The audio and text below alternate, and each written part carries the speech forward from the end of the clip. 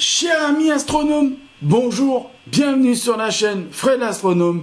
Je suis Frédéric Bertoni et j'espère que vous allez bien.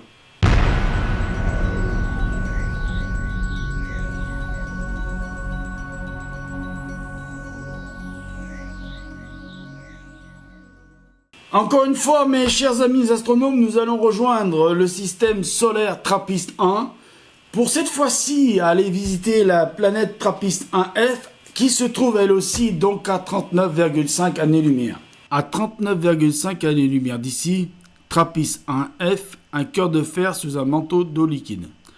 Masse 0,934 masses terrestres, son rayon de 1,046 rayons terrestres.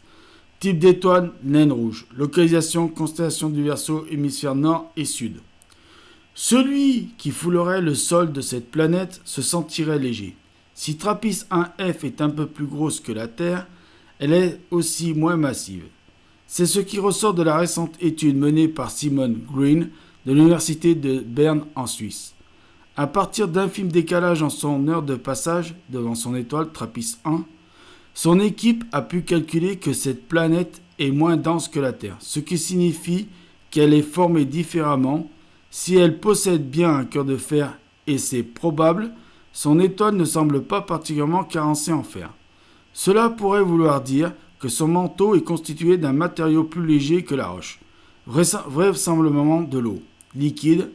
TRAPPIST-1F orbite en effet en plein milieu de la zone habitable, c'est-à-dire pile poil à la bonne distance de son étoile pour qu'il n'y fasse ni trop chaud ni trop froid. Donc voilà mes chers amis, les informations que je pouvais vous donner sur TRAPPIST-1F, donc un cœur de fer sous un manteau d'eau liquide. Donc apparemment d'après Simon Green, ce serait donc une planète océan. Vous voyez là qui n'a pas été tout représenté par le logiciel que je me suis servi pour faire cette simulation. Donc ce serait d'après eux une planète océan. Bah, pourquoi pas, hein, ça peut exister, c'est-à-dire un Waterworld. Je ne sais pas si vous avez vu le film. Donc je vous rappelle, sa masse est de 0,934 masses terrestres, son rayon de 1,046 rayons terrestres. Et type d'étoile naine rouge, localisation, constellation du Verseau, hémisphère nord et sud. Voilà. Donc on va se retrouver face caméra tout de suite maintenant. Voilà mes chers amis astronomes, cette vidéo est terminée. Je vous remercie d'être toujours aussi nombreux à venir me voir, à venir m'écouter, à vous abonner, à mettre des commentaires, à mettre des pouces. Je vous remercie, merci, vraiment, ça me touche que vous soyez toujours aussi nombreux. Et voilà, je suis ému parce que c'est vraiment que ça me touche vraiment, quoi. C'est formidable.